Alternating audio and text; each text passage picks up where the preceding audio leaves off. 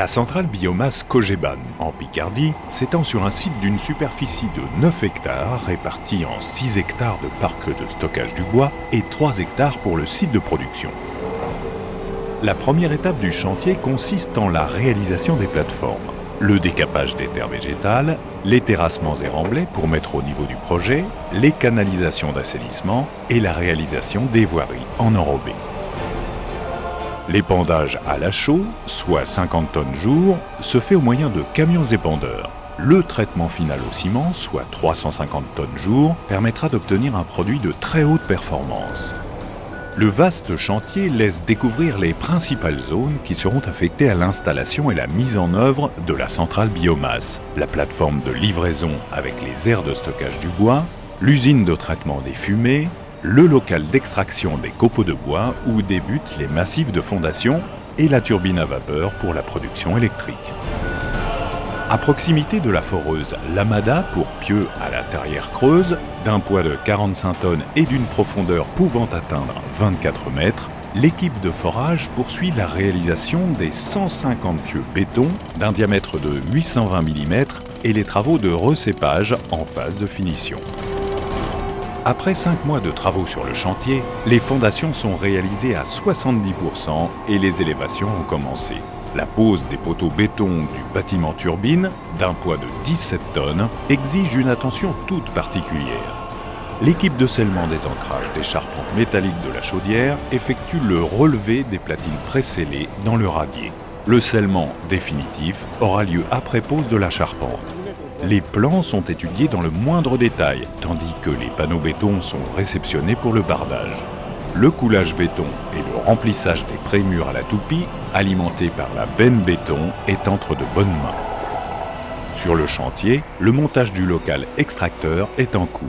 C'est un bâtiment de 17 mètres de haut qui accueillera 3 ponts roulants de 36 tonnes. L'isolation et l'étanchéité des dalles béton sont également une étape importante.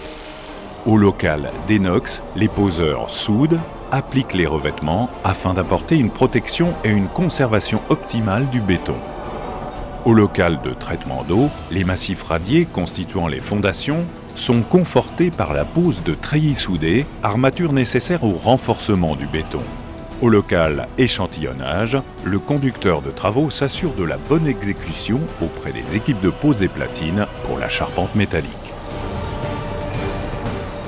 La phase béton pour la réalisation du bâtiment turbine est en cours avec le montage du premier mur, tandis que la charpente est en cours de finition. C'est plus d'une centaine de panneaux, en plus des poteaux, poutres et dalles alvéolaires qui sont nécessaires pour l'opération. Parallèlement, la structure métallique de la charpente de la chaudière est en cours de montage.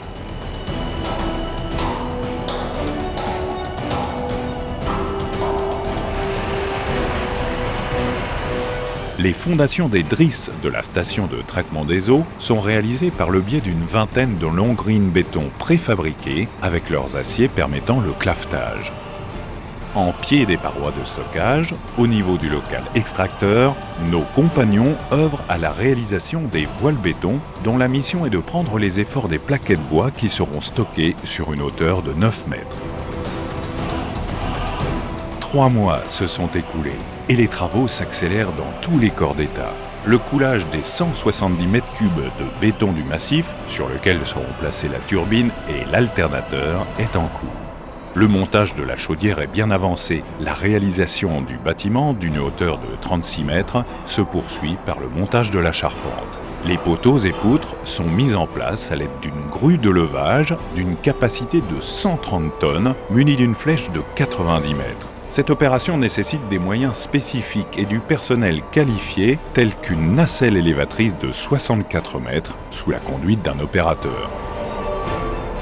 En zone de traitement des fumées, les installations de filtration, de ventilation et d'extraction, ainsi que la cheminée, sont en voie d'achèvement.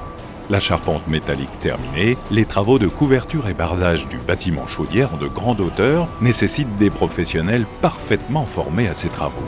La technique de bardage double pot qui garantit une isolation haute performance consiste en la pose de 2 parois métalliques horizontales et verticales composées de plateaux cloués et fixés sur l'ossature principale pour la peau intérieure et de tôles de bardage pour la peau extérieure. L'isolation est obtenue par interposition d'une laine de verre ou de roche.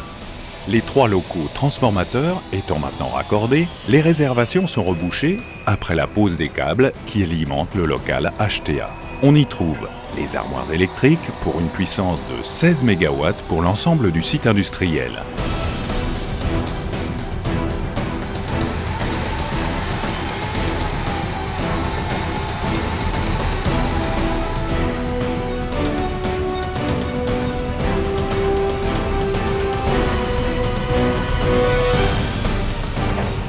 La centrale de cogénération Cogeban vient d'entrer dans sa phase de production. Après 22 mois de travaux, CG2I a livré dans les délais un chantier de près de 11 millions d'euros.